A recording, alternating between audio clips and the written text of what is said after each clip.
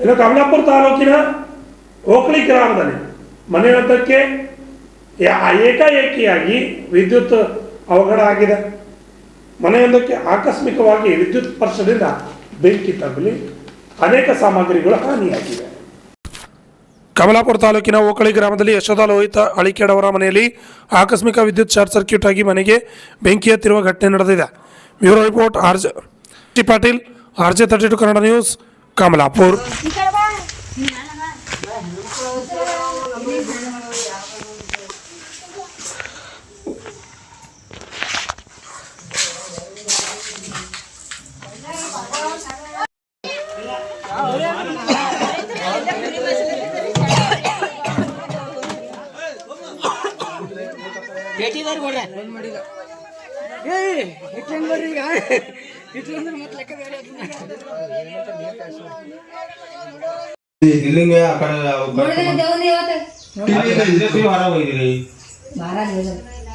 ಕಪಿಗಳಿಗೆ phone ಹಚ್ಚಿರು ಇವ್ರಿಗೆ ಅದೆಲ್ಲ ಮಾಡ್ತಾನವ. ನಾವು ಹೇಳೋದಿರೋತಿಲ್ಲ ಅವ್ನಿಗೆ ಪಾಪ ಮಾಡ್ತಾನವ.